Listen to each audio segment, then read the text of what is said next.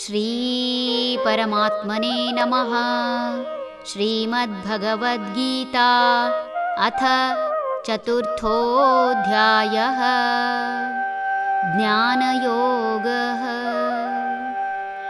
ನ ಮಾಂ ಕರ್ಮಾಣಿ ಲಿಂಪಂತಿ ನ ಮೇ ಕರ್ಮಫಲೇ ಸ್ಪೃಹಾ ಇತಿ ಮಾಂ ಯೋಭಿಜಾನಾತಿ ಕರ್ಮಭಿರ್ನ ಸಬಧ್ಯತೆ.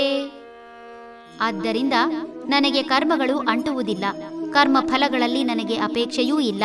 ಹೀಗೆ ನನ್ನನ್ನು ಯಾವನು ತಿಳಿದುಕೊಳ್ಳುವನೋ ಅಂತಹವನು ತನ್ನ ಕರ್ಮಗಳಿಂದ ಬಂಧಿತನಾಗುವುದಿಲ್ಲ.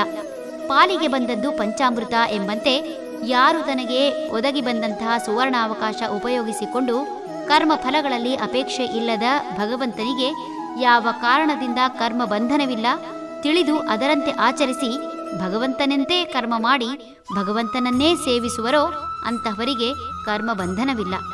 ಶ್ರೀರಾಮ 14 ವರ್ಷ ವನವಾಸದ ಅವಧಿಯಲ್ಲಿ ಸಾಕಷ್ಟು ಜೀವಿಗಳ ನಾಶಕ್ಕೆ ಕಾರಣವಾಗಿದ್ದು ರಾಮಾಯಣ ಓದಿದವರಿಗೆ ತಿಳಿದಿದೆ.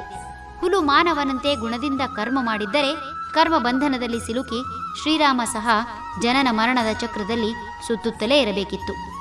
ವಾಲಿಯನ್ನು ವಧಿಸುವಾಗ ಮರದ ಮರೆಯಲ್ಲಿ ನಿಂತು ಬಾಣ ಪ್ರಯೋಗ ಮಾಡಿದ್ದು ಅಧರ್ಮ ಎಂದು ವಾದಿಸುವವರು ಅನೇಕರಿದ್ದಾರೆ. ಹೇಳಿ ಕೇಳಿ ವಾಲಿ ಮೃಗವರ್ಗಕ್ಕೆ ಸೇರಿದವ. ಪ್ರಾಣಿಯನ್ನು ಮರೆಯಲ್ಲಿ ನಿಂತು ಬೇಟೆಯಾಡುವುದೇ ಧರ್ಮ.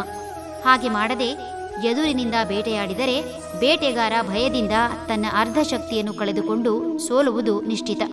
ಶ್ರೀರಾಮ ರಾಜಕುಮಾರನಾಗಿ ಹುಟ್ಟಿ ಇನ್ನೇನು ಪಟ್ಟಾಭಿಷೇಕ ನಡೆಯಬೇಕೆನ್ನುವ ಸಮಯಕ್ಕೆ ಸರಿಯಾಗಿ ಕೈಕೇಯಿಯ ತಂತ್ರದಿಂದ ನಾರುಮಡಿಯುಟ್ಟು ಸನ್ಯಾಸಿಯಂತೆ ಕಾಡಿಗೆ ಬಂದರೂ ಒಬ್ಬ ರಾಜನಂತೆ ತನ್ನನ್ನು ಆಶ್ರಯಿಸಿ ಬಂದ ಶಿಷ್ಟರನ್ನು ಕಾಪಾಡಿ ದುಷ್ಟರನ್ನು ನಾಶ ಮಾಡಿ ಧರ್ಮಸ್ಥಾಪನೆ ಮಾಡಿದವ. ಕೈಕೇಯಿಯ ಆಶಯ ಶ್ರೀರಾಮ ನಾರುಮಡಿಯುಟ್ಟು ಸನ್ಯಾಸಿಯಂತೆ ಕಾಡಿನಲ್ಲಿದ್ದರೆ ಆತ ತಾನೇ ರಾಜ್ಯ ಕಟ್ಟುವುದಾಗಲಿ ಅಥವಾ ಇನ್ನೊಬ್ಬ ರಾಜನ ಪರವಹಿಸಿ ಕೆಲಸ ಮಾಡುವುದಿಲ್ಲ ಎಂಬ ಅಚಲವಾದ ನಂಬಿಕೆ.